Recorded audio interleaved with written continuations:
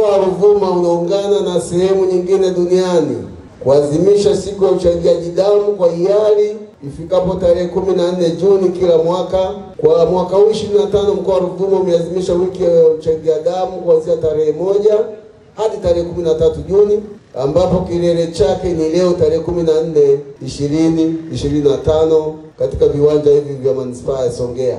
Ndugu wageni waalikwa, kwa mujibu wa matokeo ya sensa 2022, mkoa wa Ruvuma ulikuwa na wananchi wapatao 1,800,000. Hivyo unatazamiwa kukusanya chupa zisizopungua 14,000 kwa mwaka. Pia katika kipindi cha mwezi Januari hadi tarehe 12 Juni 2025, mkoa umekusanya jumla ya chupa 4,040, sawa na 27% kwa lengo la mwaka mzima. Ndugu wageni waalikwa, katika kukabiliana na hali hii, serikali imeboresha miundombinu ya kutolea huduma za afya kwa kujenga majengo, kufanya ununuzi wa vifaa tiba na ununuzi wa mashine kwa ajili ya uchunguzi wa wagonjwa na kuimarisha upatikanaji wa damu salama vituoni kwa kununua majokofu.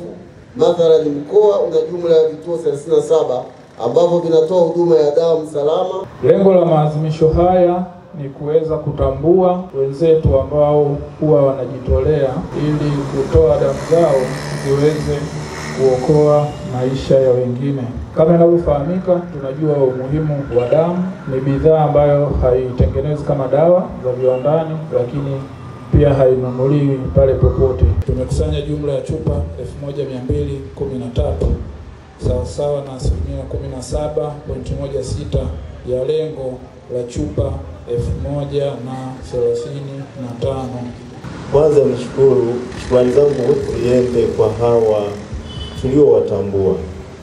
Hawa hawajatambulika tu, lakini ni namna gani wanaguswa na mwisho wa siku wanatupa ujumbe kwamba kumbe kutoa damu itoke moyoni, lakini kutoa damu bado iwe ni message au ni ujumbe kwa wenzetu ambao kimsingi inawezekana mpaka leo anajiuliza, hivi nikitoa damu inakuwaje, nikitoa damu inakuwaje?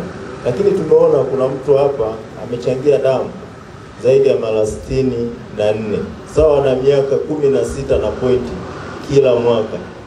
Binafsi tangu nimeanza kuchangia damu, nimechangia damu mara 11. Kwa hiyo najisikia vizuri kwamba kitu ninachokifanya kumbe inakuwa sio kitu kwamba nafanya tu ni bure.